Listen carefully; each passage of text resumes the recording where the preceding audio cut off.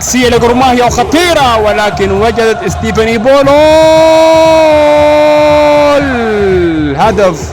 الهدف الأول لجورماهيا الكيني في كرة عكسية، لكن حاول ستيفاني بولا إبعادها وتمريرها للحارس سفيان، ولكن باغتت الحارس سفيان، وأعلنت عن أول أهداف المباراة لجورماهيا الكيني في كرة خادعة للمرمى وخادعة لستيفان إيبولا. والاحتزار مقبول يا ستيفان يا إيبولا، والعبرة بالخواتيم يا إيبولا. سوف يعود الهلال وتفرح أنت والرفقاء يا إيبولا. شوف العكسية، مرت راسية ستيفن، باغتت سفيان ودراغو، واعلنت عن اول اهداف جورماهيا. لكن سوف يعود الهلال، سوف يعود سيد البلد لاجواء هذه المباراة وليدرك التعادل وحتى الفوز بهذه المباراة والتأهل الى نهائي سيكاف لهذا العام. مرت يا ستيفن، ولكن لن تمر المباراة عن الهلال يا ستيفن، والعبرة بالخواتيم يا إيبولا.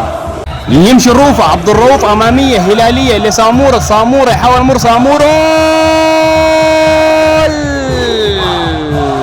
يا سلام، سامورة يسجل الهدف التعادل للهلال في مرمى جورماهيا الكيني. يا سلام يا سامورة، الرقم 7 ما زال سحره موجود في الهلال يا سامورة.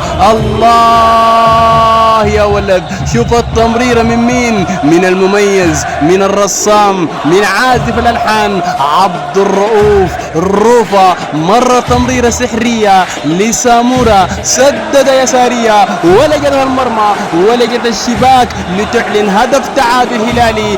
الهلال 1 جورماهيا 1 هنا في نصف نهائي السيكافا. الله يا روفا، إذا روفا بخير فإن الهلال بخير.